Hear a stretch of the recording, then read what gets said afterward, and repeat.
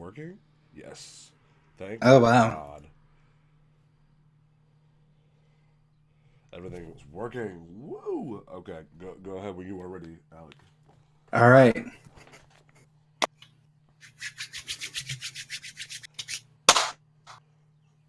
I'm blanking. I'm sorry.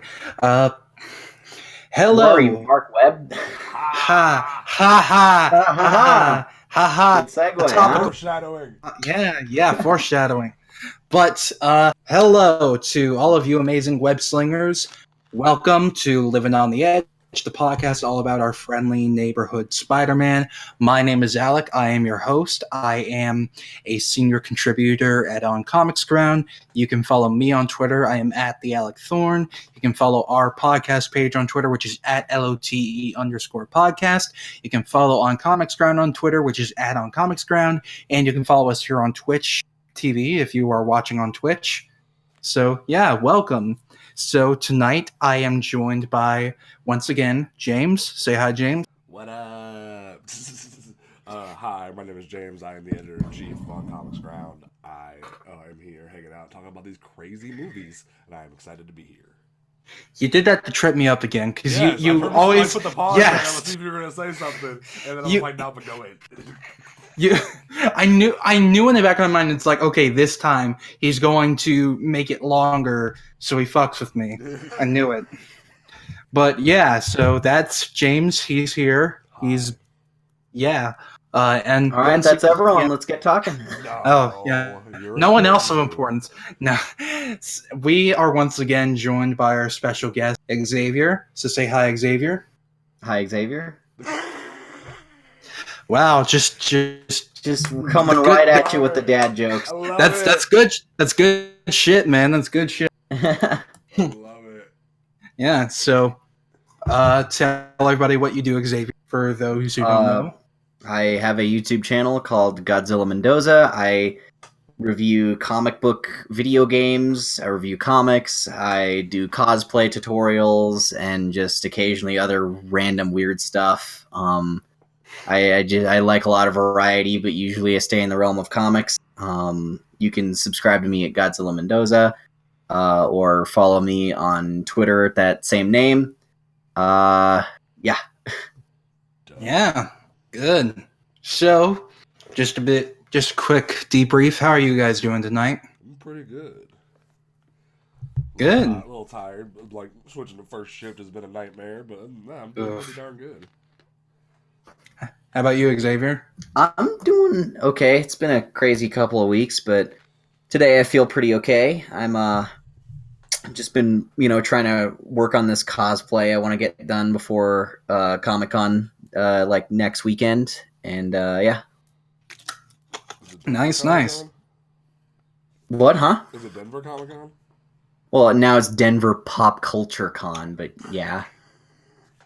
I hate that name change. That's so stupid. It doesn't roll off the tongue as well. It does not.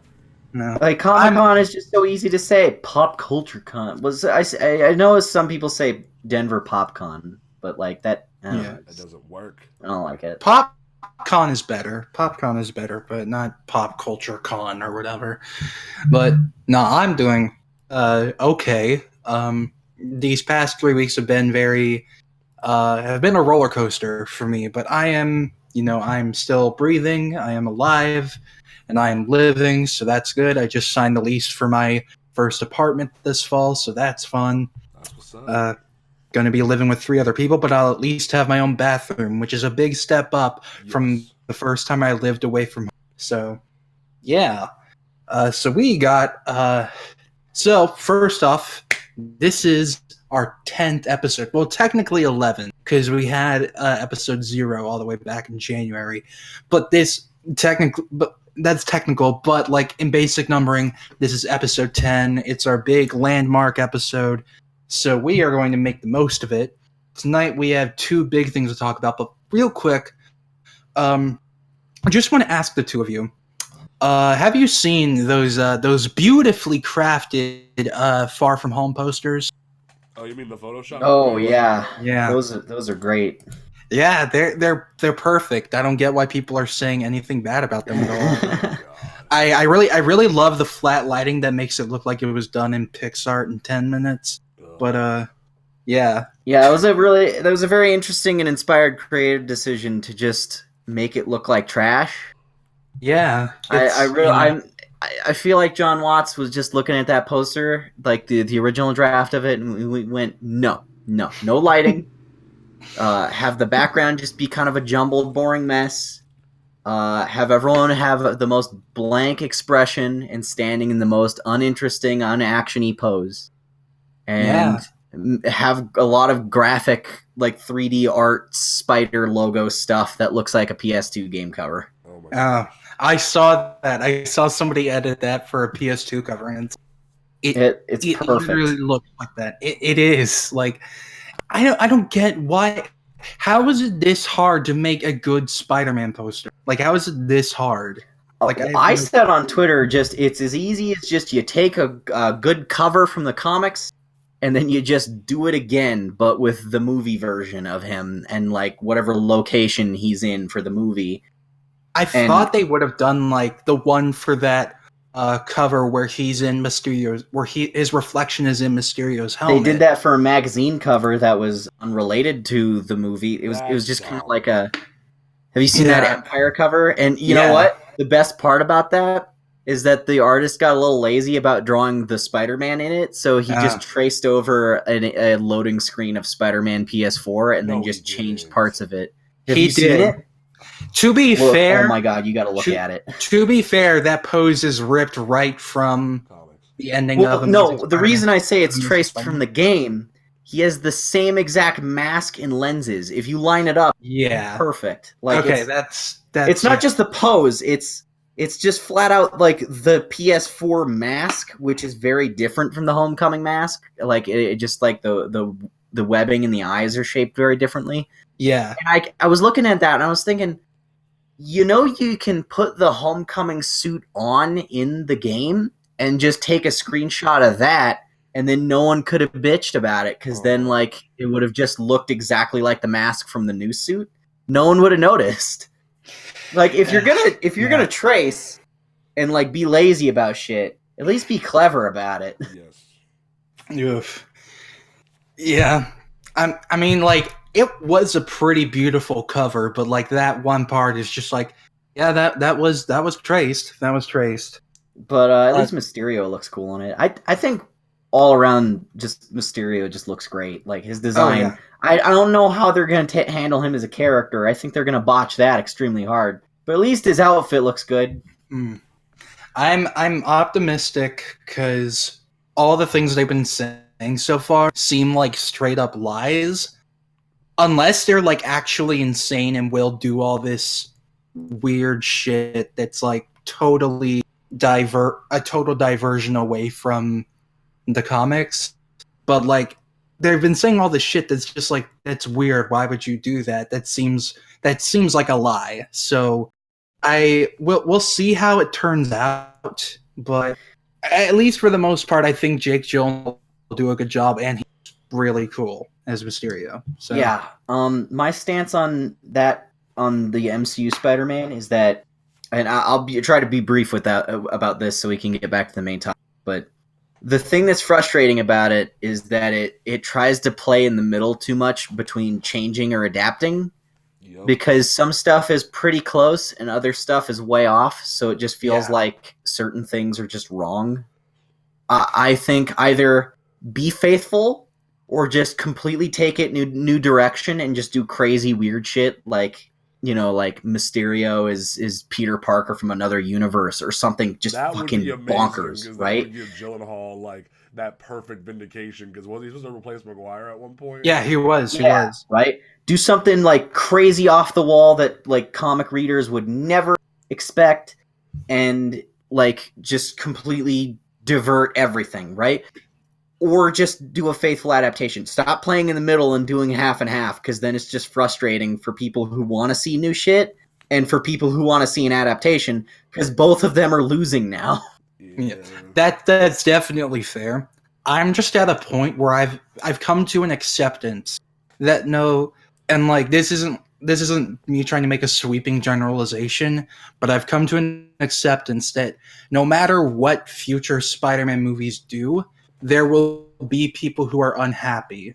And I'm making peace with that because personally, like, and I've said, like, if people still don't like MCU Spider-Man after Far From Home, I will not try to convince them anymore, because you know what, they've made up their minds, and that's totally fine. And I'm just making peace with that. That's like, we can all like our own version of Spider-Man, because there's point in healthy debates and discussions, but no point in just flat out arguing and saying, oh, you're not a true fan if you like this version, or you're not a true fan if you like that version, or so on and so forth. I've never been a part of any of that gatekeeping stuff. I've just always been a firm believer that, like, you need to just, like, be willing to hear people out if they criticize a thing you like. Because so far what I've seen from this community is that if you say a bad thing about a thing that I like, you're canceled. Get out. I don't want to talk to you ever again. And it's extremely frustrating, because, like, that just completely shuts out any kind of discourse or discussion that could be had. A lot of that's been happening with Endgame recently. Oh yeah, you have to like it or you're wrong. Yeah, that's a special case right there. Yeah. It's really frustrating. Yeah. Because Endgame is such, like, a very, like, controversial movie for certain parts of it, so it leaves it in a place where it can be interpreted in the wrong way. Yeah, it's just, I'm just personally tired of all the arguing, because, like, there is point in, like, talking about, like, having healthy discussions about stuff, but, like, in just arguing and yelling at each other, there's no point to it. But yeah, overall, Far From Home, I will try to be very optimistic. I can't speak for everybody. Optimistic. Yeah, I am pretty optimistic, but, like, again, I'm not going to try to convince anybody that they should give the third one another chance or something, because, like, the second film is always the proving ground. Like, that's my thing with a franchise. The second film is always really the proving ground of what direction this is going and where the characters are going. So, because if you fuck up the second one, you almost guarantee there won't be a third one. Yeah. Like in the case of a certain series that we're about to talk about. Yeah. Mm-hmm. Yeah. They did not prove themselves with the sequel. I like that you segued, so I didn't have to do it. So, thank you very much. Sorry, I didn't mean to hijack you. You're good. I saw the opportunity. No, you're good. I applaud that, because I am terrible with segues. So, hey, man, it comes with effort. This podcast is going to be here for a good chunk of time, so we're going to make this work. Yeah, so we are in a big episode. Like I said, episode 10, big extravaganza. Thank you all. First of all, thank you all so much for sticking with us for these past few months. I never thought I would have been able to host something like this, or put together something like this with all the people who have been on with me. So, yeah, thank you guys so much for constantly, like, listening in and listening to what we think about all this random Spidey shit. So, thank you so much. So this is our big, long gift to you. We are going to talk about, first, we're going to talk about both, we are going to talk about both amazing Spider-Man movies. Thank you. Yay! Reviews. Thank you so much. Thank you for following us. We hope you enjoy. We hope we're not boring you. We hope we're not boring you yet. Haha, I can't make a joke because I'll just stutter. But anyway, we are going to be talking about Amazing Spider-Man 1 and Amazing Spider-Man 2. So first, let's give a little history lesson about... This is going to be a constant for every Spider-Man movie podcast. I'm going to give you all a little history lesson about the movie. Teach us a wise one. Yeah, yay. Listen, young grasshopper. So, as we all know, Spider-Man 4 got canceled. It got hashtag canceled. Yeah. Bad joke. I'm very sorry. I'll log off now. We gotta talk about this. No, I know. So Yeah, so Spider-Man 4 got canceled because like Sony kept rejecting everything Sam Raimi wanted to do, and Sam Raimi just said, "Fuck it, I can't meet the deadline, so I'm out." And they told him verbatim, "Thank you for not wasting our money." So that just shows the state of what Sony cared about Spider-Man at that time. But anyway, Sam Raimi left and the cast left, and so they had a reboot on the back burner. They knew this shit was coming, so they immediately greenlit the reboot. Andrew Garfield got hired a few months later, and Mark Webb too, and then Emma Stone got cast, and all of them got cast, as it would be with any movie, of course. So we all know how Sony started believing that they were the driving force of creativity behind the Spider-Man movies when Spider-Man 3 happened, with how they were pestering Sam Raimi to put all this stuff in. Now it happened again with Mark Webb, and Mark Webb Mark Webb hasn't directed as much stuff as Sam Raimi at this time, so he was easier to push around for them. So basically, they just deemed what should be here, what shouldn't be here, cut a lot of stuff out of the movie to the point where it pretty much would have been an entirely different movie. Do you guys have? Man, there's so much stuff in the trailers, Yes. like the secret untold story of Spider-Man's parents. There's agents, and like all of that wasn't in there except for the first 10 minutes. I remember being so excited to like see a movie about Peter's parents and like a new direction for his origin or whatever, and then it was just the same shit. But It's time I learned the truth about my parents. It's all Hops the on same window, looks thing. cool. I think I'm taking crazy pills. But before we get into our thoughts, do any of you guys have any fun little history tidbits about this movie? I remember this one, but I have one about Amazing Spider-Man 2. Oh, okay. Well, for this one, I just remember being really apprehensive right away because I really wanted Spider-Man 4, but like at the time I was like maybe 13 or something. Like I was 13 or 14 when it came out, and I remember in middle school, me and my buddies were just like, we want Spider-Man 4. We're not even going to see this one. Yeah, man, I'm going to boycott that garbage. And then I was there opening weekend. Ugh. Just fucking super excited. Yeah, like I really stuck behind my guns with that one. Oof. You know, you live and you learn. You boycott and then you don't boycott. See, I remember when like it was advertised, and immediately I saw those gold lenses and the Nikes, and I was like, you know what? This is where I hop off the train. I'm gonna step off, come back when all this dies down, and then Amazing Spider-Man 2 happened, and it got worse. So I was like, fine, I'll watch it. Caught it on FX one night, because FX used to have everything every other day. So I watched it, and Ugh. Yeah, like, the same with Spider-Man 3. I, like, followed this movie as it was being made since, like, January 2010, when I was, like, how old was I? 11? Yeah, I was following it during its entire production. I tried to look at the leaked footage from Comic-Con in 2011. I was watching all the trailers, and I was very excited for it because it reminded me of Ultimate Spider-Man, which, by the way, should have been what this movie was called, because it took more from Ultimate Spider-Man than from 616. Yes, but anyway. Every single movie so far has taken lots of stuff from Ultimate Spider-Man. They barely, like, except for Sam Raimi's, like, the first one of that, they really barely touch 616.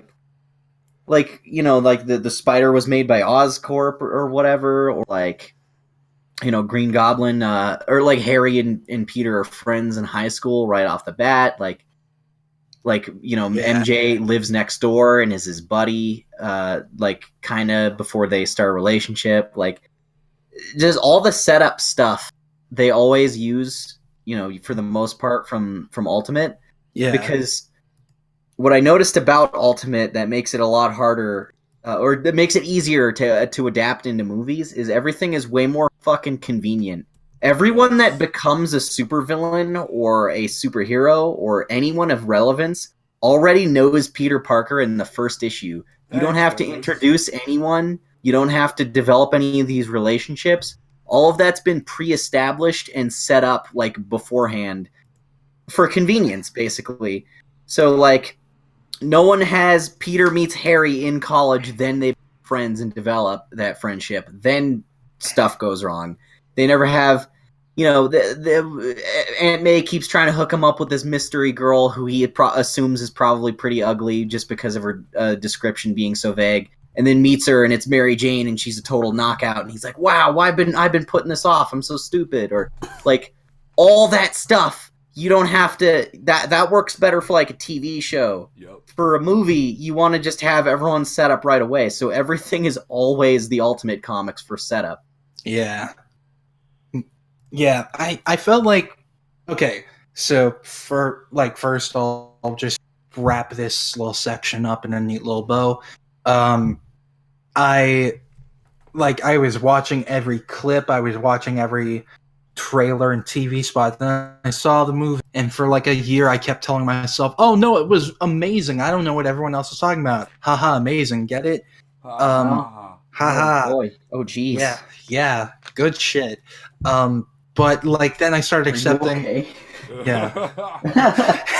That's a valid question, actually. But anyway, no, I'm okay. Don't worry, everybody. Don't worry, I'm fine. But no, yeah, like I just kept telling myself it was the best movie I've ever seen in my life for a year. Best. It's the best, yeah. And then I just was like, no, it's not really the best. but like then reality came back. Then snap back to reality. Oh, there goes reality. Oh, there goes Rabbit. He choked. No, like, yeah. So that was my experience with this lovely movie. So, real quick before we get into this, we have a couple of comments in the chat. Mm-hmm. We had M. Freeman who said, "I think Far From Home will be fire." Sly Cooper in 2000 asked, "Could you guys reflect on the Daredevil TV series, its themes, etc.? I know you guys are talking about Spider-Man, but I've always wanted to hear your in-depth opinions." In regards to that, we have another show. It's called Panel to Panel. It's on Saturdays. Like every week, we will be like always talking about different comic book news and different topics that come up. And hopefully soon we can get Xavier on that to guest star as well. So if you guys want to hear us talk about that, go ahead and check that out. But this is primarily a Spider-Man podcast. Yeah, and I'll guest star on Panel to Panel for Daredevil. Yeah, that's pretty dope. Because Alec was just on Friend Game and it was great. And then Iron Ninja said, "I was just amazed they released Amazing a month after Avengers." Oh, Iron Ninja. Hi, Zach. That's a friend of mine. Oh, hi. I can't see, but hi. And then, Doc Jones 11 said, "Daredevil is in the family, kinda, but definitely different." I'm like, yep. Yep. Well, let's get yeah. So. Amazing Spider-Man. Do you guys know that Charlie Cox and Andrew Garfield are really good friends in real life? Yeah, I saw that. That's like so weird. Like, cause they like, we were robbed of a crossover. Yeah, we were robbed. We still are being robbed, but we were robbed. Rest in peace, Daredevil. What? Iron Ninja said, "What's up, Xavier?" Ah, cool. Yeah, so Amazing Spider-Man, the greatest comic book movie ever made that is totally unflawed. What'd you guys think of it? I guess I'll go first because I have the least to say about this one. I have more to say about 2 than I have 1, but I do have some things and I'll contribute here. This movie was just so ass backwards, and it was almost like they were trying so hard to not be Raimi that in a lot of ways they weren't Spider-Man, and it's really frustrating at times. Like, I feel like that with Homecoming times like 50, like that same level of frustration. Like they're trying so hard to be different because they don't want to like have people like compare it to Raimi. Like, it's so sad. It was written by the same guy is the weird thing. Yeah. Yeah, that's right. It was Alvin Sargent, right? Yeah, can you believe he wrote Spider-Man's origin move twice in a row? Yeah. It's awesome though, like because he somehow did such a great job at making it not feel like the same movie. Like that feels like it would be really challenging. So good on him. Yeah, rest in peace to him. He passed away like a couple weeks ago. So yeah, rest in peace. But no, Yeah. like this movie has definitely a good chunk of flaws, but there is some shining lights. I will always state that Andrew Garfield up until Homecoming was my favorite version of Spider-Man, but not Peter Parker, if that's fair.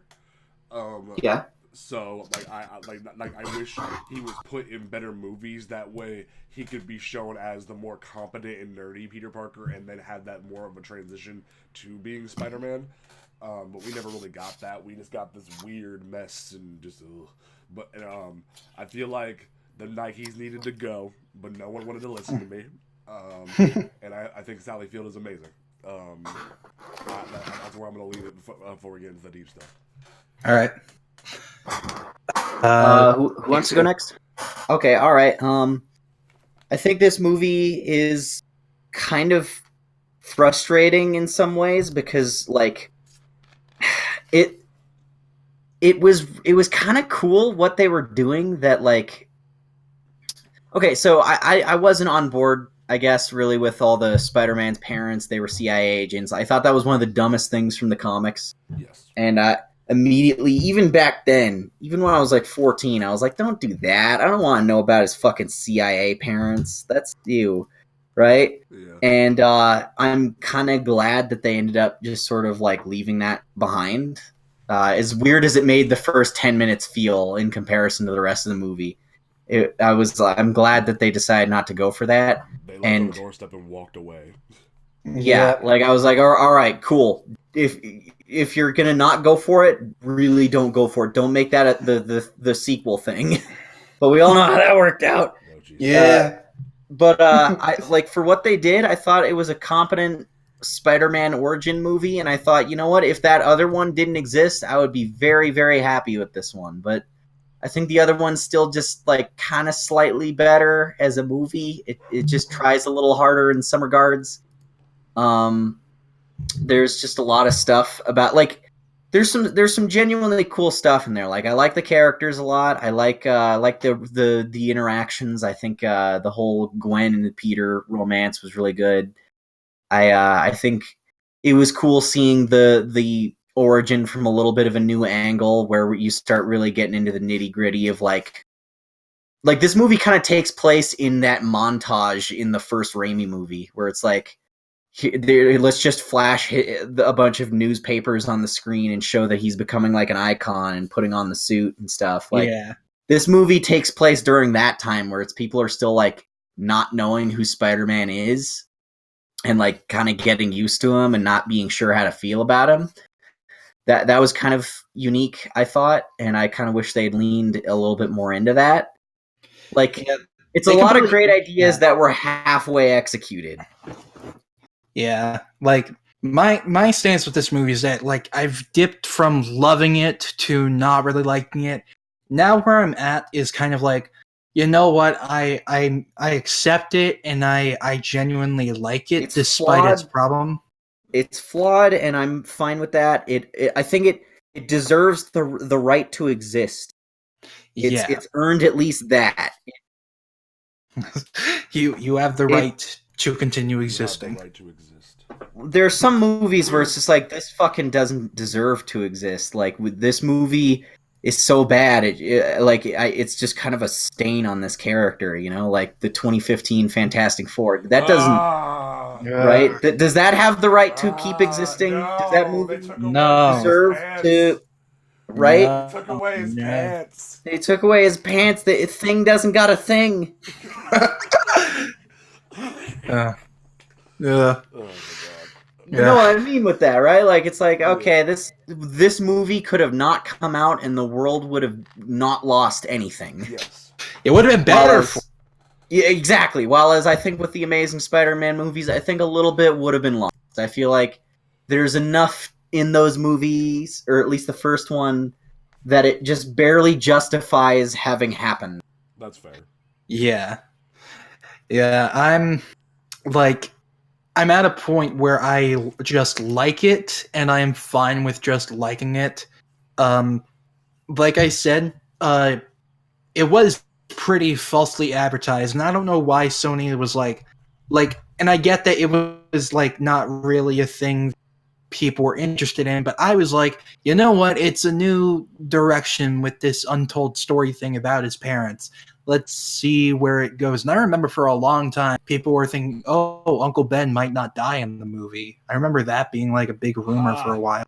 Yeah. Ha ha ha ha. They got their wish. Uncle Ben! Later on. Call somebody on my chocolate milk! His British accent was slipping out during that, and in one other scene too, in Amazing Spider-Man 2, which we'll get to. Help! But Uncle Ben! Like, it starts really, it was really slipping out now that I think about it. I didn't even really know the time, now that I'm, like, doing an impression of it, you're totally right. Yeah. I love Andrew Garfield as an actor, but his thing is, like, start getting louder and louder and just repeat something over and over. That's like his thing. Iron Ninja loses points. You don't know what you're talking about. You don't know what you're talking about. You don't know what you're talking about. That's exactly it. You nailed it. You nailed it. Iron Ninja loses points. He said, "Thing isn't rock hard," but I'm like, bro. Oh. And then he also said, "I personally feel like the Amazing movies are had a lot of potential. Emma and Andrews' chemistry in the movies was phenomenal, but everything else pretty much was disappearing. And I kind of wish that they had finished the trilogy, even though the second one was pretty bad in most areas." Yeah, we'll get to this in a bit, but basically, like, I'll get to talking about like what the plans were for the franchise once we get to Amazing Spider-Man 2. But Amazing Spider-Man, I love a lot about it. I thought Andrew Garfield, like, if he was cast as like adult Peter Parker, like 25-year-old Peter Parker, perfect. Like, he has the look of adult Peter Parker. He has the charisma and like jokey nature of adult Peter Parker, and he also has that fine amount of angst. Yes. Now, granted, like people have brought up in recent years, he is kind of pulling from those early Lee Ditko years where Peter is kind of like very a douchebag. Pissed. Yeah, he's a douchebag. So that's I think so. Like, that is a good point, and I like that they were going for that. But I think it doesn't have the same impact if that was like somebody who looked and sounded like a 15-year-old kid being that pissed at the world. But regardless, I think Andrew Garfield, you know what? I like him as both Spider-Man and Peter. I know a lot of people were like, Tobey was the best Peter, Andrew was the best Spider-Man. I'm like, they're both good as both. Even, like, Tobey might not have joked a lot, Andrew might not have been super nerdy, but I think they got aspects of the character down pretty well. Everyone gets, like, 2 or 3 things right, because it's such a complicated character. Like, you really got to just focus on, like, because like it's not the same storytelling medium as comics, where you get like 500 hours worth of story to tell something. It's like you have 2 hours, so what do we focus on most for those 2 hours? So each one kind of picks a certain like handful of like 2 or 3 personality traits and is like, let's roll with that. It sucks, though, because we still have yet to see, like, a proper adaptation where they just go for all of it, because, like, this character is so complicated, and there's just so many moving parts about him and his arc and, like, his personality. Like, God, I just want a Spider-Man TV show. I just want it so badly. I can only hope. A movie, like Spider-Man on Disney XD. No, we do not speak about the girl from Descendants of Sandman's daughter. We do not speak about that in this house. Okay, there are 2 things we don't talk about. A spectacular Spider-Man household. We do not talk about the Ultimate Spider-Man cartoon. We do not talk about the 90s series is also heavily permitted, but specifically a spectacular household. Yes, can we talk about the Neil Patrick Harris Spider-Man? That one's fine too. Okay. We can open the door a little. We can open the door a little because I love Neil Patrick Harris. But anyway, Gwen in this movie. Emma Stone, great, really loved her. Their relationship is like eons better than Toby and Kirsten, Yes. and I can say that with pride. Partially because they were a couple, and partially because both of them are very competent actors. Yeah. And like I just felt like they knew how to write a relationship better. You know what? A lot of people rip on Raimi MJ, me included, but like she comes across a lot better if you watch the extended version of Spider-Man 2. That's fair. Yeah, there's a lot more scenes developing her and like why she acts the way she acts, and it makes a lot more sense and makes her way less of an asshole and like way less annoying. Love me. Car crash. And then you get to Spider-Man 3 and it's just like, okay, fuck all that. Go on. Let's break him up again, and people will love that. Let's have him hit her. Jesus Christ. Get on up and grab your funky soul. But no, Emma and Andrew were like both of them were consistently great throughout like both movies. Like I can say that with a whole heart and know that like not many people will disagree.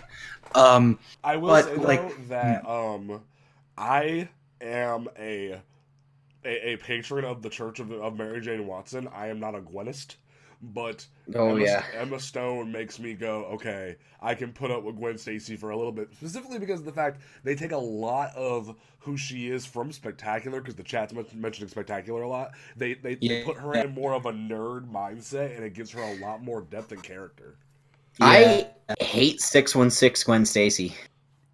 Her character is so fucking flat. She is just boring and dramatic. She's only important when she's a clone.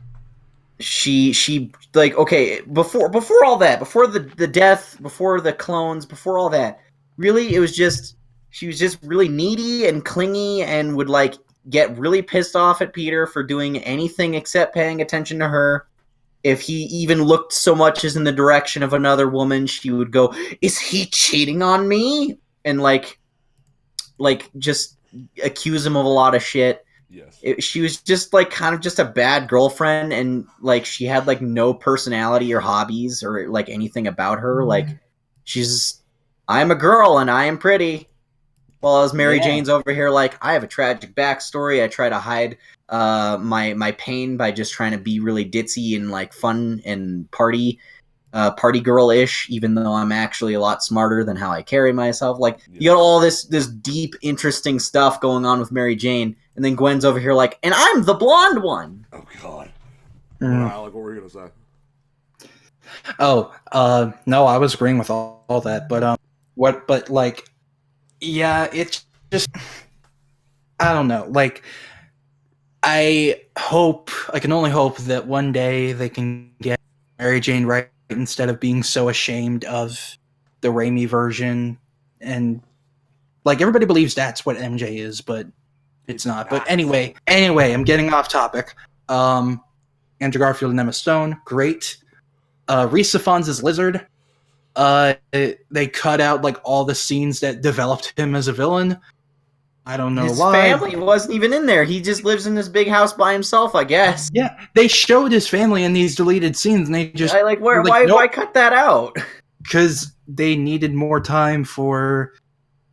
Fucking hell! What did they need more time for? Skateboarding, chain swinging montage. Yeah, that's what they needed. That's what they needed it for. Yeah, that was definitely worth it. Fair trade. Here's a scene where he b-balls Flash Thompson so bad he shatters the backboard, and then he gets yelled at, and Uncle Ben's like, you know, Peter, we don't appreciate hella dunking in this family. Oh God. Oh God. But no, in regards to Lizard, I feel bad that a lot of his content was cut because I'm not a bit. I hate this idea that because Goblin and Ock were done in the Raimi movies, we have to like dive deeper into the barrel to reinvent the wheel and do other characters from the jump. And it's like, like every time there's a new Batman reboot, they still have a Joker to go with it. Every time there's a new Spider-Man reboot, they go, okay, we can't do normal. We can't do Norman. Like, do you know how like you keep pulling from Ultimate? Do you know how cool it would have been to have like an 8-foot giant buff goblin with a purple cape and flames? Like, especially now that we could do the effects for that really reliably. Exactly. Yeah. We have so many awesome CGI monster characters now.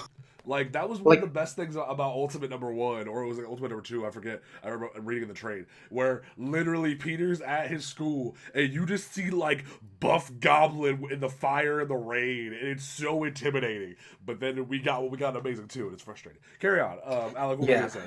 No, it's good. Like, here's my thing with Lizard, and this is a bit of a conspiracy theory, but it makes sense to me. So, Sam Raimi, since Spider-Man 2, wanted the Lizard. Like, he was constantly like, I need to put the Lizard. I'm setting this guy up for, like, 2 movies. I need to bring in the Lizard. I think he wanted him in Spider-Man 3 initially, but then they're like, no, we can't. We'll put him in the game, but not in the movie. So then he was like, okay, finally, I'm going to use him in Spider-Man 4. We've built him up for 2 movies, like we did for Harry. And they're like, no, we want a villain with an actual, so do Vulture. And then he did Vulture, and they're like, no, Vulture toys won't sell well. It felt like they wanted him out, and they were like pestering him. They were like making all these new mandates so he would finally quit. And then like for Amazing Spider-Man, they used a villain that he was trying to do from the get-go that they constantly said no to. Offensive. They think about it like this too. Does not this version of Lizard just seem almost identical to Ultimate Green Goblin? Yeah. Right? He even fucking attacks him at the school. Yes. Yeah. It's literally just Ultimate Norman, but Lizard. And it's like they did it just to like pour salt in the wound to Sam Raimi, and it's like, hey, you why this character, right? Burn. Yeah. It's so bizarre. Dude. It's so bizarre. But before we wrap up talking about Amazing Spider-Man, I want to mention a couple things that I really loved. First scene. This scene is like the best scene in the entire movie and one of the most underrated scenes for anything in Spider-Man. It's the hallway scene between Peter and Flash Thompson. Like where we see that Flash is an actual deep character and not just a meathead bully who has no conscience. He literally goes over to Peter like a normal person. Peter like slams him against the wall, and Flash like shows actual human empathy and apologizes for what he did to Peter and says like, I understand what you're going through. I get it. And that's just so, that was deep.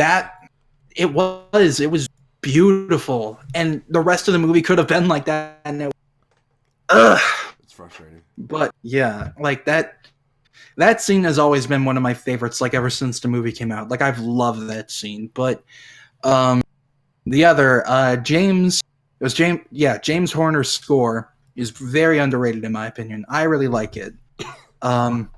Especially the music that plays when Dennis Leary died. When Diego from Ice Age died. It was it was very sad.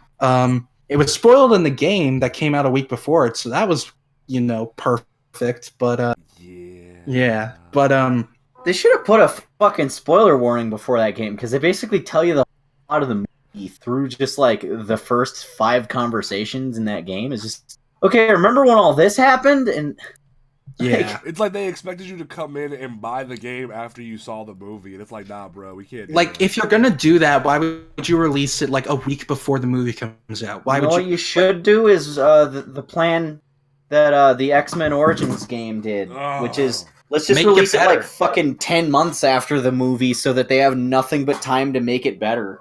Yeah. That movie. Yeah. Ugh. But that game was. Chef's kiss. I will agree. That is one of those few times. But also, I want to give special kudos to Captain Stacy, because that man can act.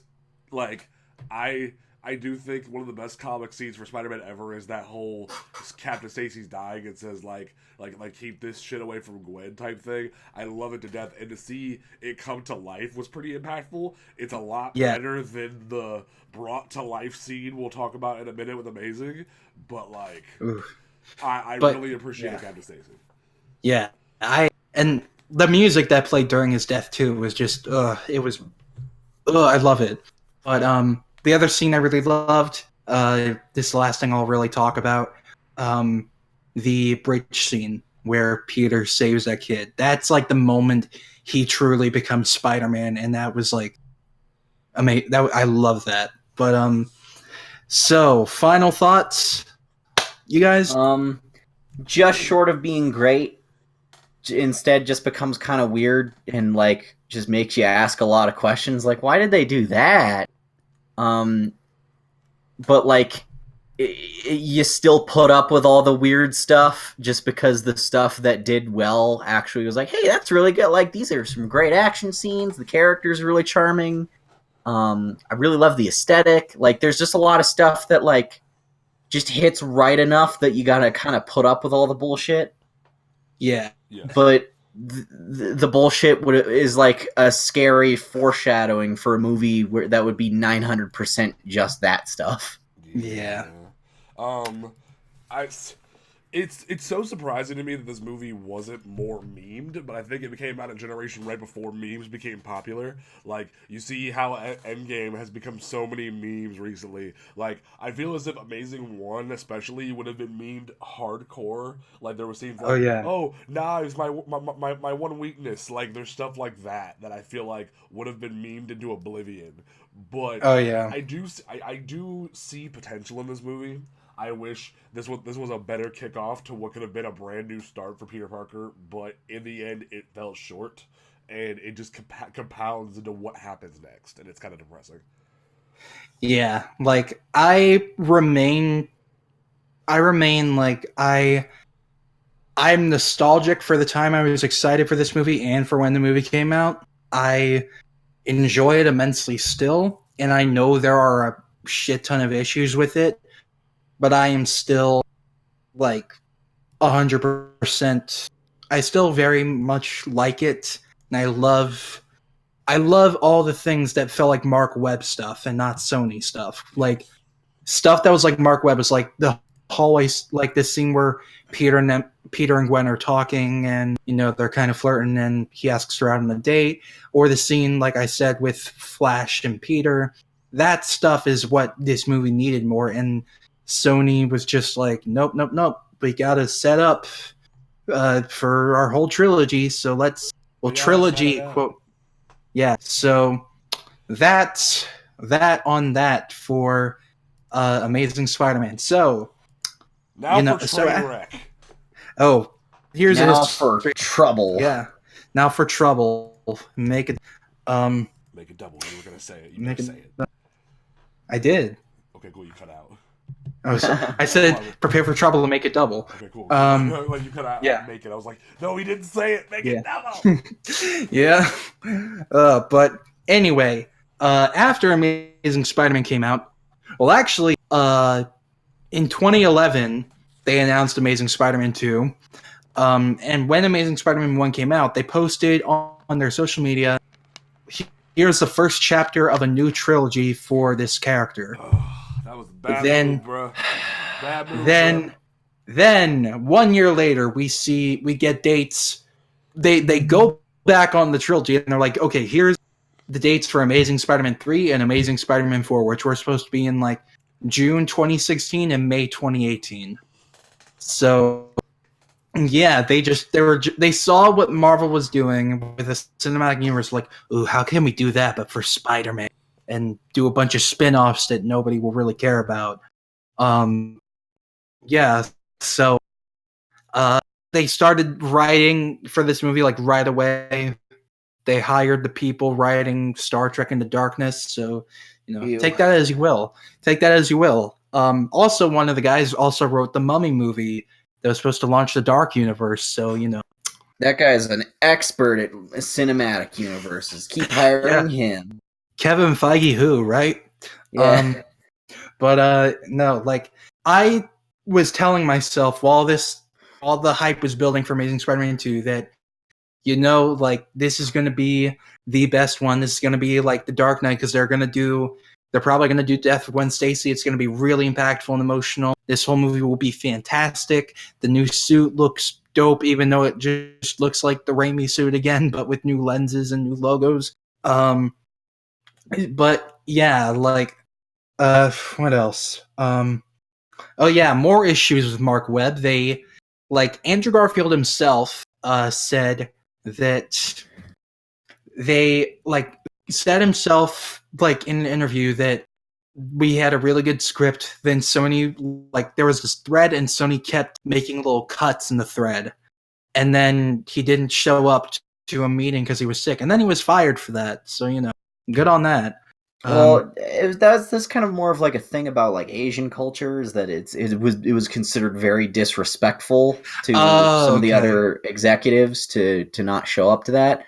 So you gotta remember where Sony's roots are, and that's right, yeah. So like it wasn't the American half that were gonna be like all mad about that. It was like they took it as like a sign of great offense that he didn't show up. And that unfortunately really harmed his chances of keeping that franchise going or being the character again. Yeah, that makes sense. It's just this mess. This it's a mess. Yeah, they really tried to. Okay, I'm going to say something that might be a bit controversial. This was like Batman v Superman, but for Spider-Man. It's like it's trying to set up its own cinematic universe in one film by introducing so many new things all at once, and it just becomes a bit of a mess. Too many cooks in the kitchen. Exactly. But oof. So this movie released on May 2nd, 2014. I saw it opening night with my family, and I kept telling myself it was great. Everybody was dumb for saying it wasn't. Then I realized the truth not too long. But I was awakened. There has been an awakening. Have you felt it? So Amazing Spider-Man 2. This big beast we're going to just rip into. So who wants to take a stab at this first? Okay.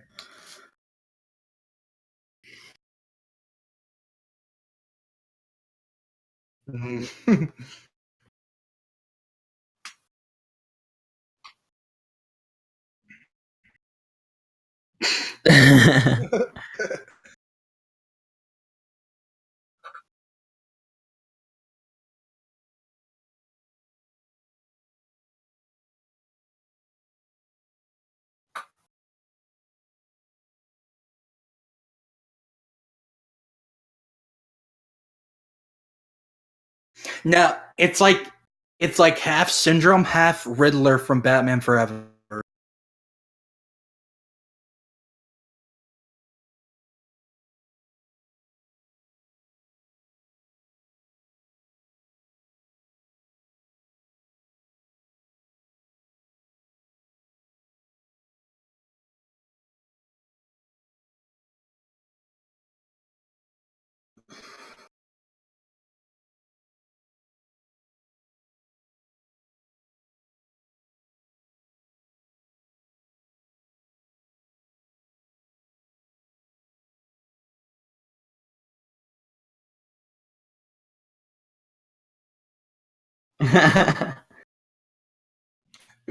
Fuck yeah.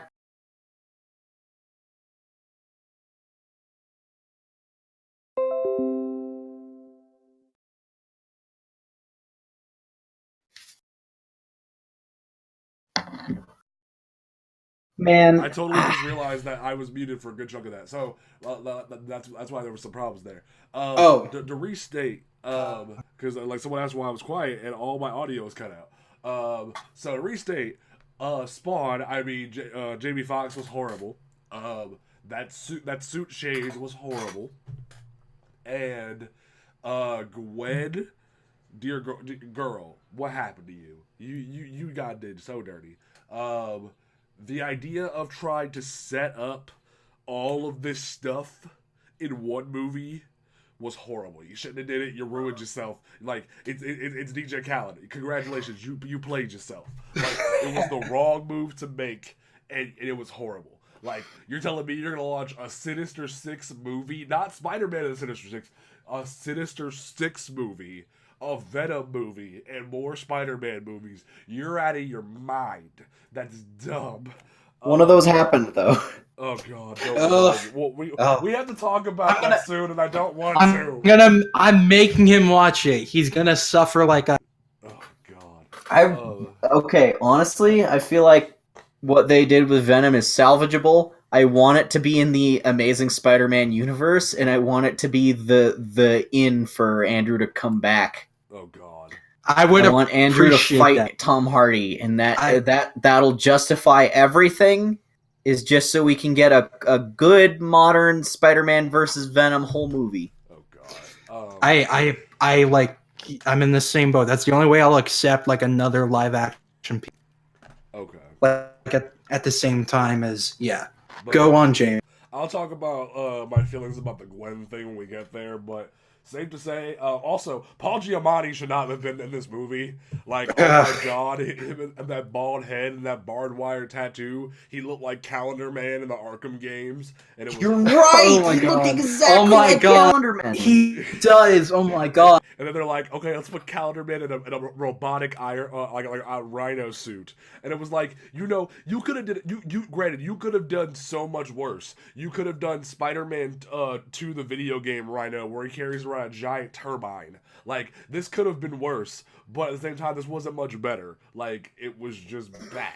So you know what? I think that whole thing was because this was right smack dab in the middle of that weird movies where Iron Man was like a big smash hit success, and like they were like, okay, people like Ironmonger, right? Let's do Ironmonger again, but for our thing.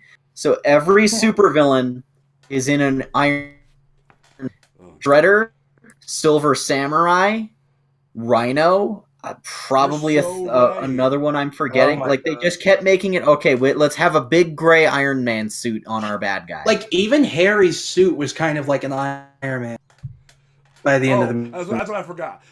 Green Goblin was ass. Like the epitome of ass.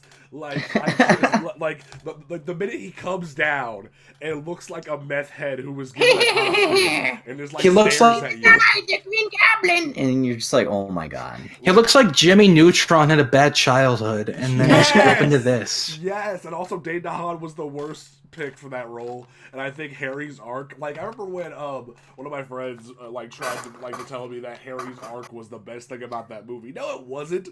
You made up some. You're a fraud, Spider-Man. You made up some dumb disease that Norman had. That apparently it was genetic and Harry had, and he retroviral. It's called retroviral hyperplasia, and I hate that I remember that. Yes, it's so bad. How the fuck do you remember that? I don't know. I remember. That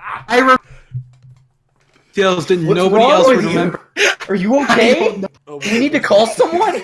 Again, valid question. Oh my God. Again, very valid. But no, like, the fact that they made up, Spider-Man's blood can cure about the disease. I'm like, wait, hold up. And then it just keeps getting worse. And then he looks like a meth head who found the hair dye at Party City. And I'm just like, what are you doing? Dane DeHaan, like, you had one good movie that was Chronicle, or whatever the hell that one weird superhero movie was, and after that you did nothing. There was a recent like horror movie that was like a new version of Shutter Island he was pretty good in. Cure for Wellness. Yeah, that thing. And it's just like, if you Dane DeHaan is like, I feel bad for him because he plays really like fucking creepy villain characters really well, and I feel like he's gonna keep getting typecast as those guys. I think in an ideal world he could have made a great Harry Osborn. I think that could have been like that was just shy of being like awesome if like the script was there. I think that was one of the good decisions for like the casting in that series. And then you watch the movie and you're like, this is what they gave him to work with. Like, this guy who's great at playing like tormented, angsty, crazy young characters, and you make him, you're a fraud, Spider-Man flips table. Legit, like, he would have been a great, like, if you'd have given him like a 5 more years, hell, they can do it now. You give him 5 more years, he would be the perfect person to play the Riddler in like this new Robert Pattinson Batman. Like, he would be perfect as the Riddler because he has that conniving way about him. It would give it a dark edge. And it would be great. But like, I'll give him this. I'll give him this as God. His laugh was pretty good. That's like the one thing I'll give him. I liked his laugh, Yeah. but Also, Red Lantern Review's one of the best point. They said, also, how come everyone is acting like Harry's gonna die any second without Spider-Man's blood when Norman lived to his 60s? Exactly. Norman lived a long, successful life. He built that whole company from the ground up. Have you seen how much? He died a billionaire. With like a family. Here's the thing about the blood thing, because like this is another dumb thing. Peter is just like, no, I'm not gonna give you because you could do something worse, and it's like, dude, Harry's already fucking dying. Harry's fucking dying still. Like, what? Okay, what's worse? He'll die now or die later? Like, just give it a shot, dude. Like comic book Peter Parker would have done it. Yep. Like he would Harry's not an idiot. Test it to make sure it's safe. Well, I'm not gonna just inject it into my arm right away.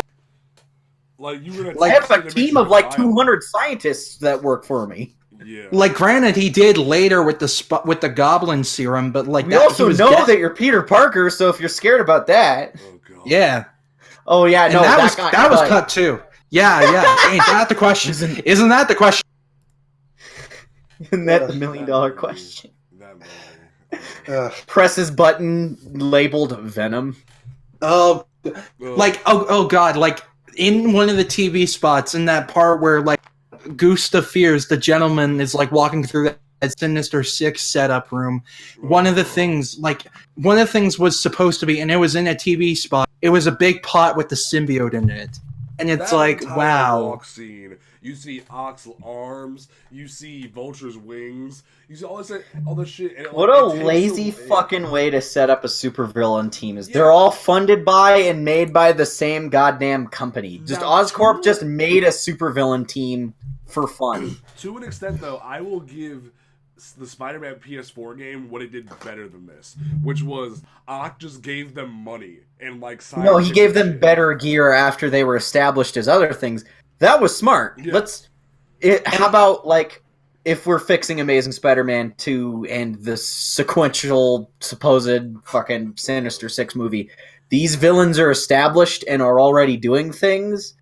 Harry just goes and finds them and is like, hey, your wings are pretty cool, but I can build you better ones. Hey, your arms are pretty neat, but maybe they melt at a certain heat, and you can't do an experiment, Mr. Doc Ock. I'll get you some new materials to build a better set of arms that can extend longer or have stronger plating. Like, I'm going to upgrade a group of pre-existing villains. That works, because then it doesn't make everyone dependent on Oscorp. Yeah. Because then you just got to ask, why is Oscorp fucking making a supervillain team? Why just make 6 superpowered crazy people who can blow up the city? And why give these things to criminals? Like what's the point of it? Like, what are they trying to achieve with this? Other than just being evil. Why did they build all that shit, for one? And two, how is Harry going to get out of the mental institution and go grab all that stuff and bring it to his buddies and be like, hey, guys... And how does he even get better? Like, he's supposed to be fucked up by this serum, and then we come back to him, and he's just like, comes and goes, and it's like, what the fuck? This was supposed to be detrimental to you. This is supposed to kill you, and now you're just, supposed to be permanent. No, you're fine. I'm fine, like, 2 or 3 days of the week. The rest I look like a goblin. Sometimes I look like a normal guy. Okay, so do we want to talk about this Gwen Stacy thing? The death, or... The elephant death of the room. All right. Okay. The scene itself is pretty good if you just like displace it and put it into a different movie. Like if you just watch that scene by itself, it's a pretty strong adaptation of Death of Gwen Stacy. That worked. You really feel like he's gonna catch her, and then you feel like an idiot for thinking that. I think that making the web look like a hand out was a little silly. I could have done without that part, but otherwise it was very solid. The acting was great. Andrew Garfield actually specifically for that scene even though he was dating her at the time, he didn't talk to or see Emma Stone for like 4 days before filming that, so that he just like the emotions would be stronger. Like he just completely cut off all contact with her, and then they filmed that scene so that it was just like really raw, and he was really imagining her dying as Emma Stone. Damn, I didn't know because that. he's in love with her. Like they at the time they were really a thing, right? So Yeah. like that was really coming from a place of actual fear of her dying. So that the way he acts that scene out is just like, God damn, that really hits. Like that was good, and I think they did a good job with that scene. I don't appreciate the decision to go, all right, we'll have her be owned as Spider-Gwen in the sequel. Oof. Like, okay. I freaking love the scene, but my gripe with this as a whole is that they had to shoehorn in Goblin so they could have the Goblin be the one to drop her. Exactly. And like they were doing alternate takes too, where one would be one where he stabs her, and another one would be where he snaps her neck, and it's like, Jesus, like they could have had Electro kill her, and yeah, sure, some people might have been, that's not like in the comics, that's bad. But like over time, you'd probably get a lot more appreciation for like doing something a bit unexpected by having it be someone like Electro who kills her instead of Green Goblin. Like they tailored the movie to recreate specific comic moments instead of like the connective tissue between those moments is non-existent. Yeah, like it's literally just to recreate these things or to have these things in this movie. But this is why I say it's like Spider-Man's Batman v Superman. It's like a bunch of these scenes that could be really cool and really good on their own, but like the connective tissue, like you said, is non-existent. Like it's just a bunch of scenes happening one after the other without really anything, without like a cohesive plot going on. And it's just okay. I agree with everything you're saying. I just want to chime in because my friend messaged me. He said that, and he brings up a good point. He's listening to this right now. He said that the reason that Harry got so much anxiety about finding a cure is because his symptoms started manifesting way earlier than his dad. So he was like, that's fair, having goblin problems like 20 years before he was supposed to. Yeah, that's fair. I remember that now. Yeah. See, about this whole like Gwen thing, I agree with both of you that as an isolated incident, as an isolated scene, it is beautiful. They acted the hell out of it. I agree, but they already tried so hard with Amazing 1 and even parts of Amazing 2, like Robotic Rhino and other things like that, to make it more distinct from the comic books. You had a choice here, and it could have been make Jamie Foxx a powerful villain. But instead, not only is the Syndrome Incrediboy thing really dumb, but you undermined him entirely by saying, oh, Electro's done, here's Goblin! And it was like, what are you doing? Like, also, Peter was just okay with killing Electro. Yep. Yeah, sure, why not? Like, this guy who loved him clearly messed up. It's like, yeah, let's just kill him. Let's overload him and kill him. Sure, why not? That doesn't Like, make any sense. Yeah, like I'll give like credit to where it's due. Jamie Foxx transformed the hell out of himself for this role. Like, Almost death. I couldn't tell. Like, if you told me that was like Jamie Foxx, the really cool and suave guy, like I would have been like, "What the fuck are you talking about? This guy's a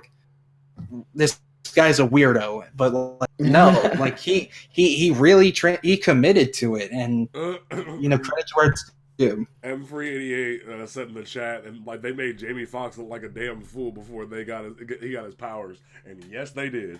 And they're just like, I really feel like they ruined the chance of Jamie Foxx being something. Hence why he immediately hopped on for Spawn, because he wanted another shot to be a superhero. Well, actually, during interviews for Amazing Spider-Man 2, he was even talking about, like, someone asked if you play one other superhero character, what would it be? He immediately answers Spawn, and Andrew Garfield sitting right next to him goes, I got my guy. I'm so glad to be Spider-Man. I want to be Spider-Man forever. Both of those have such sad context now. Because the Spawn movie looks so like, oh, it's going to be about the cops and Spawn's in the background. And it's like... By the way, ugh. Here's a fun thing for you. Something that I just read just now as we're bringing that up. Spawn movie update. Todd McFarlane threatens to walk away if he has to change his script too much. So he really is dead set on, okay, the cops are the thing that you see. Spawn just fucking hides in the background. All right. Transformers the hell out of this shit. Oh, God.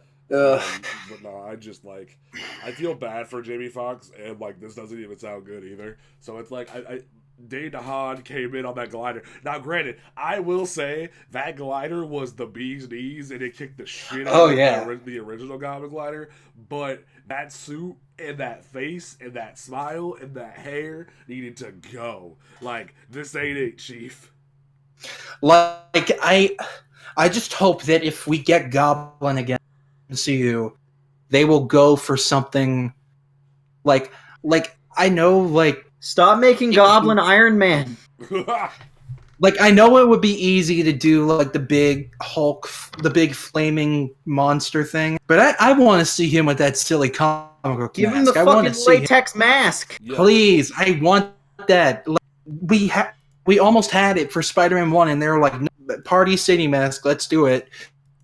We have the technology now to make that mask work. And so please do it. It could be a CGI mask too. Like, you really just put some dots on his face, and there you go. Like, the whole costume could be practical. It's like kind of like, okay, go for like maybe like Marvel Knights era Green Goblin, so it's a little bit more like armor, not Iron Man armor, just a lot more plates with like rags draped over it, so it looks kind of like haphazardly tossed together, and then just whoever the actor is. Just put a bunch of dots on his face, and then you can just like put over like a green CGI face with just slightly more pronounced features, like a longer nose and chin and ears, and like bigger eyes that will match his facial expressions. Everything else you could do all in camera. It would be so easy, but no, let's have him be in an Iron Man suit, but also have the you also. I kind of like chuckled to myself. I like when you said earlier the Party City hair dye spray paint stuff. Yep. Because I've actually used that before. That's and you're 100% right. That's what it looks like. Yes. And it's just like, and anybody who says Norman can't be done right, look at Raimi. Other than that suit, the portrayal was spot on. And also, everything about that was perfect except the costume. And even the costume I think is not as bad as people make it out. Like, I'm nostalgic for that suit. Like, even though it's silly, like he has Nikes on too, so that makes it all complete. Yes. Right. But like, it's not a Spider-Man movie if someone's not wearing Nikes. That's why know what? Of everything Homecoming got wrong, it's that no one's wearing any fucking Nikes on their supervillain outfit. Therefore, it's bad. But no, if anybody who says Norman can't be done right, look at the tie-ins for Marvel Siege, where it was the tail end of the Dark Reign era, and it was when Norman was Iron Patriot. There is specific Dark Reign was fucking awesome. I want that to be the next big thing in the MCU. I want that to be like Avengers 5 is Dark Reign. That would be great. I have a theory about that, but I'll talk to y'all about it like after the. Because I don't want to. Yeah. But no, like there's an issue for a tie-in for Siege where Loki comes and talks to Norman and says, "Hey, are you all right in the head?" And you look at Norman, and Norman's like talking to his old Green Goblin mask, almost like it's his split personality, and the fact that he can never be rid of it, no matter what he does, no matter how he changes himself to be a different persona, he can't get away from it. And it shows that dark dual personality about him. So to say that, oh, Norman's too dull or Norman's been overdone, no, because there's other ways to do it. That's what he's like two interesting characters the price of one. Like, imagine if Lex Luthor was also the Joker. Like, he just costume changed and is the other guy. That's what Green Goblin is. He's two really complicated, interesting characters at the same time. Exactly. You get 2 villains basically, and like that's so awesome, and there's so much potential for that, and no one's done anything with it.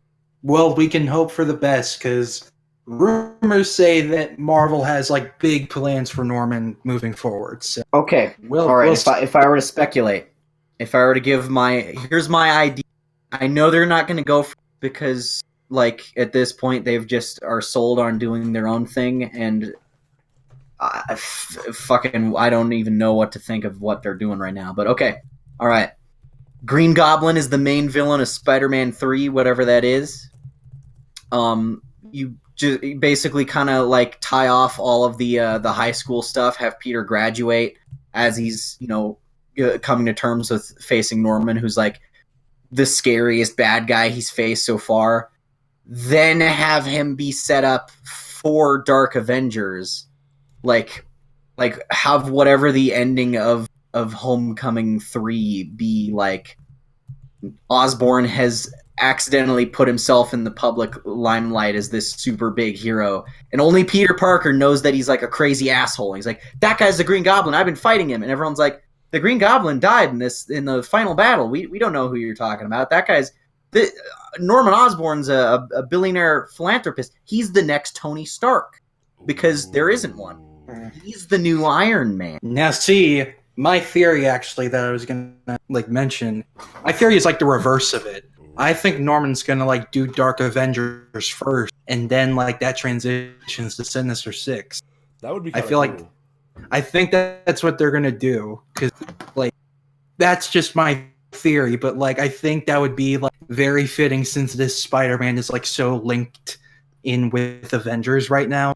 So it would make sense that like his next villains for the third movie would be like the Dark Avengers, and then they just slowly become the Sinister Six. But that's just my theory. That's just my theory. But like either way, it would be great. Alec, where do we go from here? Okay. Where do we go from here? Okay. Jesus, where do we go from here? We've like stabbed this movie. Like we could talk about the potential sequels a little bit more in depth. Oh, yes. Remember Amazing Spider-Man 3? Okay. Peter finds out his dad is alive via clones. Clones! Venom is there. Peter has the black suit. Gwen is a clone, but also her DNA was mixed with Peter's, so she has his powers, so she's Spider-Gwen. No more clones. He might bring Uncle Ben back, and he has to decide if he wants to do that or not, which is so dumb that Dan Slott wrote it 4 years later. Make clones stop. Do you know how much anxiety I have right now that Nick Spencer could ruin his entire run by doing clones? Like, I am horrified right now. Next issue we find out MJ is a clone. She actually isn't with Peter anymore. Yay! She lives in fucking Canada. The real MJ is just like, nah, I'm done. Goodbye. Married the Hydro Man. Oh god, not the Hydro clone. Married the water clone. Oh god. The water clones are like that's my Vietnam flashbacks. That as a kid is no, his wife's not real. His real Mary Jane is just fucking lost in space. In Victorian London, actually. Oh yeah, that would have been it. Well, I read that. I feel like I could write that ending better. John Jr. did. In fact, I'm going to.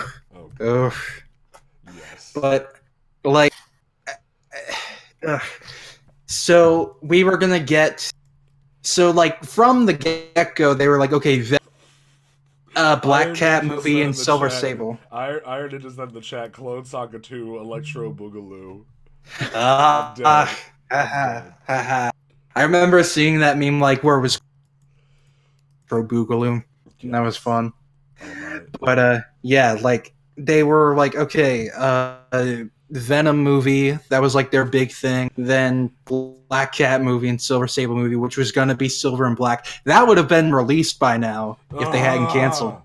That would have been released. I'm glad it didn't come out. That sounds stupid. I don't think either of those characters are interesting enough to have their own movie. Okay, here's my Good enough stance. to be in video games, let alone be in a movie. All right, here's my fucking stance, okay? If the character's solo comic can hit 30 issues, they're good enough for a movie or a TV show. That's fair. If they can't make it that far, then they're not interesting enough, and like there's just not enough material. Like Black Cat, I think at best had like a 12-issue miniseries that Spider-Man was in for like 80% of it. Silver Sable, to my knowledge, has no comics that are just her. She is almost squarely a side character, and everything she does is viewed through the lens of being a thing in Spider-Man books. That's why I also think you can't do a fucking Mysterio movie, is because as much as there's Mysterio stuff, there's always Spider-Man right there. Venom, however, has had over 300 issues of his own solo book. You can give Venom like 40 movies, We'll talk probably. about that next time. Yeah, Well, but still, like, don't give a spin-off to a character. Can Kraven hold a series for that long? We're getting a Morbius movie with Jared Leto. Fuck! Now, like, the funny thing about the Craven movie is that first we were just like, oh, this is gonna be dumb. Who the fuck is Craven gonna fight? Like, because he's a villain. And then the writers say, oh, we're gonna do Craven's Last Hunt and Spider-Man will be in the movie. And it's like, That sounds awesome! Yeah, but you legally can't do that. And why would you do Craven's Last Hunt as Craven's first solo movie? Why would you do the one where he dies? Last Hunt and then he dies and we never hear from him again. Also, who would play the Spider-Man in it? Like, are you going to bring Andrew back? Do you have a guy? What the fuck's going on with that? That's what I was saying, because, like, people are like, they should put in a new Spider-Man in, like, the Sony universe of Marvel characters. I am 100% fine with that. I do not mind. I would be, if they want to cast tomorrow, here's a new Spider-Man that's just going to hang out with only the Sony characters. He won't have his own solo movies. He's just going to be in Venom and Morbius and Silver and Black. I would be fine with that. That would be awesome. Here's the thing. Speaking of vampires, Iron Ninja said the living vampire, more like the laughing vampire. But I didn't hear what you said. It cut out. Wait, cut out. Iron Ninja said the living vampire, more like the laughing vampire. Every time you say it, it cuts out. Oh, that doesn't make any sense. Ugh.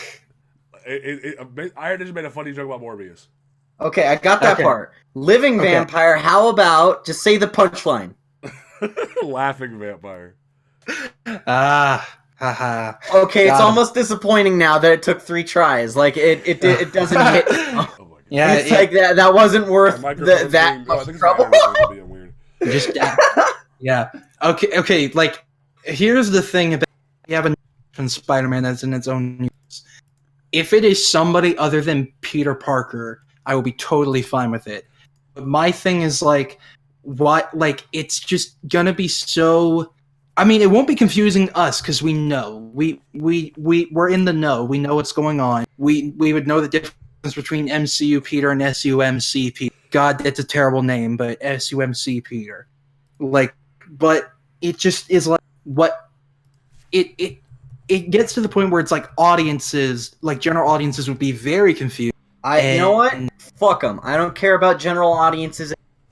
I'm tired of all this. We have to make sure it's brand recognizable. Hold on. I hate it. I got it. We've established via Spider-Verse that there's more than one universe. There's more than one Peter Parker who are all played by different actors. I think we've gotten to the point where, especially with the Marvel movies, and as complicated and weird and confusing and all over the place as they are with their continuity, and how general audiences are still hooking onto that and still understanding how it all connects up, I think we've gotten to the point where you don't have to worry about confusing people anymore. Just say, this is its own universe, separate from that one. People can buy that. That's fine. I think we've made it culturally to the point that that's no longer confusing. Maybe for like a 70-year-old grandma who like watches these movies like every 3rd or 4th one that comes out with her grandkids, maybe she'll be confused. Johnny, 25-year-old bro guy who's never read a comic book in his life. He goes to the gym 4 times a week. He's dating a girl named Rachel.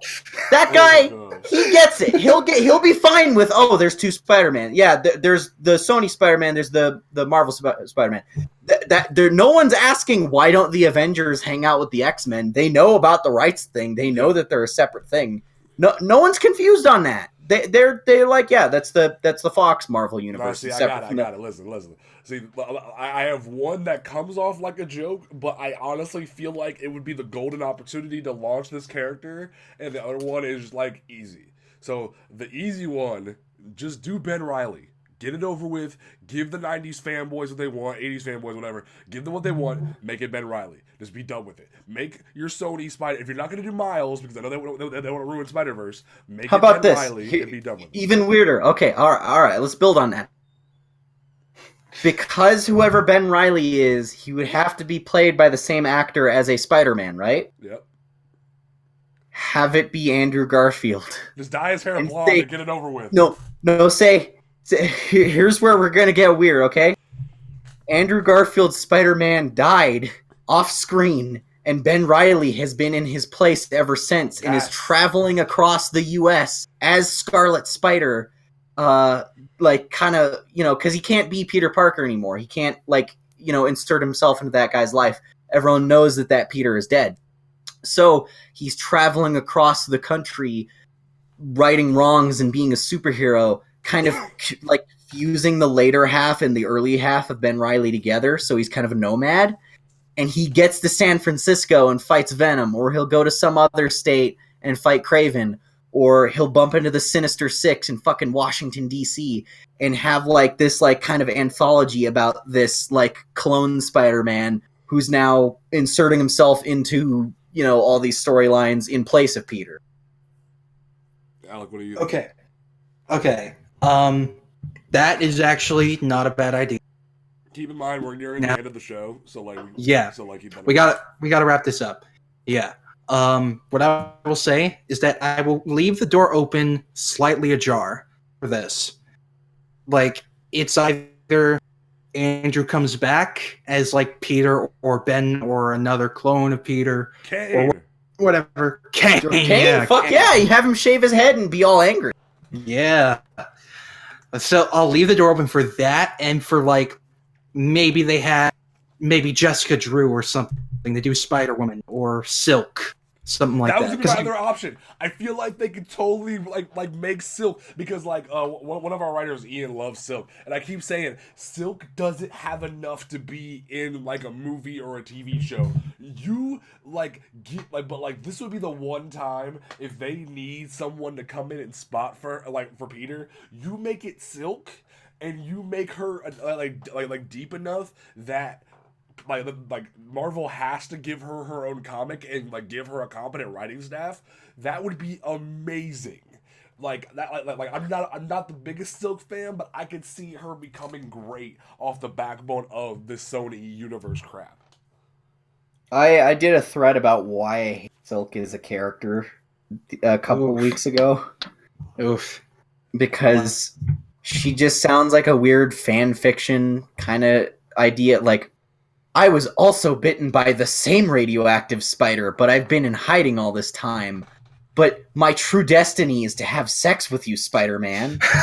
When you boil it down, it sounds like just a shitty fan fiction. Slott made her so bad, and then somebody came in and fixed her. Made her sort of like Miss Marvel in a way, where she is into Pokemon and all this stuff. That gave her depth. So I will say, okay. That's every time someone brings up Silk, it's always the same thing as. When she was created by Dan Slott, it was awful. When anyone else started writing it, it was great. It's the same thing with Riri and Bendis. If anybody but Bendis writes Riri, she's fine. Hell, even Miles is more interesting now that guy's name. Ahmed's doing it. Yeah, now that he's doing it, even that's gotten better. Because he's actually doing things that storylines that you couldn't do with Peter. Let's bring it home. Yeah. So, okay. Final thoughts on Amazing Spider-Man 2 or the Sony Spider-Man movies overall, because this is the end of an era. the end before they returned back to Marvel. They could not live with their own failure. Where did that bring them? Back to Okay, So I'll make it real quick. Okay. There is one analogy that I love making about why the amazing movies don't work.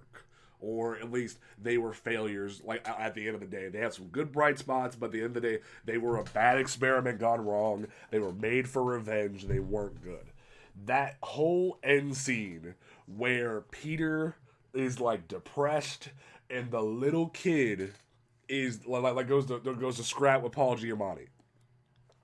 That scene encapsulates everything wrong with that franchise. Because not because it's a bad scene, but because every Spider-Man fan is that kid. Every Spider-Man fan is that kid trying to be Spider-Man because we don't have a good one anymore. He's not living up to the potential that he can be because of things that holding him back. In Peter's case, it was the death of Gwen. Even though, in all actuality, Gwen's death wouldn't have made him quit being Spider-Man. He would have made him go emo and put on the black suit, that's it. So, that scene is us trying to be the hero that we need to be or create our own version of Spider-Man and stick up for people because Garfield wasn't the one we needed. And that's why that scene resonates so much with me. That kid is trying so hard to be the hero for everybody, but in the end, it doesn't work. But we don't get that Peter comes in scene. The closest we get is that flip over Cap in Civil War. Like, because I still say that Homecoming has a lot of flaws. I still appreciate it as a movie. But the potential I saw in Peter in Civil War was what I think was great about Holland and why I think Holland is the best of Peter and Spider-Man. So, that flip scene with the shield, the hey everyone, that is the Peter coming to fight Paul Giamatti. And we haven't still reached the potential of a true Spider-Man yet. That's where I'm gonna leave that. So basically, what you're saying is that Andrew kept kind of letting us down, not out of his own power. It was just kind of all these outside factors. Yeah. And then Tom Holland came in and was going to be like our fucking savior. And then so far it's just still just kind of like pretty much the same. It's just like we're just waiting for him to finally like be that thing that we've been imagining in our heads. He's just barely kind of scraping by as is, but like makes me just sad because like it's so hard to just get a Spider-Man movie where he's just being Spider-Man. Like we haven't had one of those like really like since like 2004. Yeah. Where it's just all right. Here's a Spider-Man movie. You like Spider-Man comics? That as a movie. Like Yeah. Haven't really had that. Yeah. My 2 cents on this is I appreciate there is something that I appreciate in each of these movies. Like there's at least 1 or 2 things that I will like say, you know what, I really like that and I love that. In Amazing Spider-Man 2, it's Gwen Stacy's death scene and the action. And Andrew Garfield and Emma Stone. That's my cap on them. And like I think at this point, now I'm gonna go in a bit of a different direction with this, but I think at this point, I think it's just safe to think, okay, there is no definitive adaptation of Spider-Man. No, it's just called Spectacular Spider-Man. Yeah. Yeah, we live in the house. We live in the spectacular house. But no, like I truly feel like the way to appreciate each one is to look at it as a new interpretation instead of this thing that's going to be the next interpretation. Like the next, like it's going to be the interpretation we all say that was 100% Spider-Man, because that's not really possible because you can't get everything right.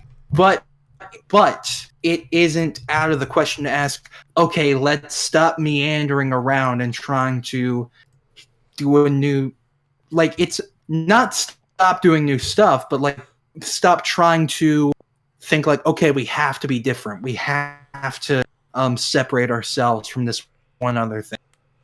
That's fair. Because like I said, on one hand, we shouldn't really keep expecting, okay, this is going to be 100%. I'm not saying any of us are thinking that. I'm just saying, like, we can't just be like, this is going to be the thing that's like, oh, this is the interpretation. But it is not out of the question to say, you know what, try to be better and try to get more to the heart of the matter instead of doing like, okay, what if we took Spider-Man and did this with him? Ooh. And I appreciate these new takes, but it is also just a situation of come full circle. Let Peter be Spider-Man. And I'm hoping that we are getting that with Far From Home and eventually the third movie.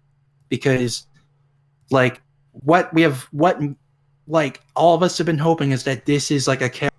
He is going to grow and become this. He's going to grow and become Spider-Man. He's going to become the new face of the MCU, pretty much. So, and like I said earlier, Far From Home is the proving ground. Like, that is going to be telling of whether or not that will happen. But every version of Spider-Man has something good about it. Yes, even the Ultimate Spider-Man show and even Marvel's Spider-Man that's now on Disney XD. There is at least one thing it's doing right to get people to like it. There is at least one thing it's doing right. And I hate the Ultimate show with a burning passion. See, we'll have to talk about that someday because I just we will. Extent. But anyway, moral of the story is these two things existed. They may have earned their right to exist. They may have not. We will. That's the burning question. That's the question of the day, as the best Harry Osborn ever would say. Oh, God. So, yeah, that is episode 10. So once again, thank you all so much for listening in. Thank you for being a part of this journey as we've started to grow throughout the past few months and started this whole thing off. It really means a lot. James, any last words to say? I do want to say thanks to the chat for being very active and being a part of the conversation. It was nice to like interact with y'all, so I'm really glad that was a thing. Thank you to everyone who's tuned in because this has been probably one of my favorite shows to do because I don't hate these movies. Like, I think they're the weakest of the Spider-Man franchise that we've been formed, but I love talking about comic books and comic book like culture and stuff like this. So, like, getting to do this with people that I love is so awesome. So I want to thank y'all for that. Oh, I'm glad to be here on the few times that I'm free to be on this show. It's a lot of fun. Oh, okay. And, sorry. Oh, were we like taking turns? Was Yeah. Go ahead. Well, I guess I could say a little more. No, like it's a lot of fun being on this show. It's a lot of fun talking with you, doing this whole thing. Because Spider-Man is one of my favorite characters ever. As much as I like kind of try to distance myself from being only about that character, because a lot of people kind of heavily associate with him at this point. I still sometimes just like can't quite get enough of it. Like I've read all of the books at least once or tried to. I've just been kind of obsessed with this story and this character, and it's fun having little excuses to nerd out about him from time to time. And I'm glad that you guys have given me the opportunity for that. Yeah, no problem, man. Like, we love having it. Yeah. I remember when James first approached me about doing this back in like November or December, and I was just like, can I do this? I'm just a nerdy kid from Queens. Don't I deserve this? No. No, like I have a lot of issues with talking, and I have a lot of anxiety issues, and I'm just very bad socially. So doing this has been something really daunting, but it's been for the best because it's helped me get better at this, and it's been a great learning experience. And it's just been a lot of fun doing episodes talking about this stuff that I love, that I've loved since I was a little kid watching the first Spider-Man movie for the first time, and now as a 20-year-old recluse waiting to see Far From Home with my neck beard. Oh my God. But anyway, no, like this has been really, it's been a great experience, and I can't wait to see where we go taking this. And once again, like I said in the episode 2 weeks ago, this podcast will be on every second and fourth Thursday of every month. So we will be back in 3 weeks, I think. But yeah, we let me double. Yeah, 1, 2. 3 weeks. We'll be back.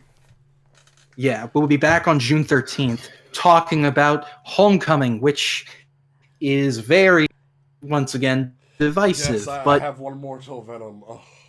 oh yeah, you got to get on that. You got to. I don't It's at least you will at least have fun in some. That's what I will say. Apparently, like it's that's on Stars right now, so I might have to use my Amazon Prime to watch it because I'm just oh god, I'm not looking forward to this. Like just have fun with it. Like go in being like, okay, this is not going to be a 10 out of 10 film, but just go in being like, okay, I'm going to have fun. I'm going to laugh a lot because that's what to expect from Venom. But anyway, once again, thank you all so much for tuning in. You can follow me on Twitter. I'm at the Alec Thorn. You can follow James on Twitter. He's at James C. Portis3. You can follow Xavier on Twitter at Godzilla Mendoza and subscribe to his YouTube channel under the same name. And you can follow our podcast page on Twitter, which is at LOTE_podcast. You can follow On Comics Ground on Twitter, which is at On Comics Ground. You can subscribe to our YouTube channel, which is On Comics Ground, and subscribe to our Twitch channel. And check out our website where we write reviews. We are relaunching our Patreon soon. Yes. Next month? Yes. Is it next month? Yeah, so stay tuned for that. We'll have some really exciting stuff. I write reviews for Amazing Spider-Man and Venom, but I'm on hiatus from Venom. Yeah, but, you're gonna come right back in for Absolute Carnage, and it's gonna be I'm gonna be slammed because that's when school starts too. Ouch. Donny Cates did this specifically to fuck with me. I feel it in my bones. Like he did this to fuck with me. But anyway, once again, thank you all so much. These past few months have been amazing, and we can't wait to see what comes in the future. All right. Bye. Bye. Peace out.